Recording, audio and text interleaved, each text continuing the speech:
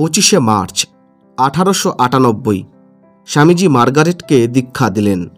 মঠের ঠাকুরঘরে প্রথমে শিব পূজা করালেন মার্গারেটকে দিয়ে, তারপর ভগবান বুদ্ধের চরণে অঞ্জলি দেওয়ালেন এবং আবেগপূর্ণ কণ্ঠে বললেন, যাও, যিনি বুদ্ধত্ব লাভের আগে 500 বার অপরের জন্য জন্মগ্রহণ করেছিলেন এবং প্রাণ বিসর্জন দিয়েছিলেন, সেই বুদ্ধকে অনুসরণ করো।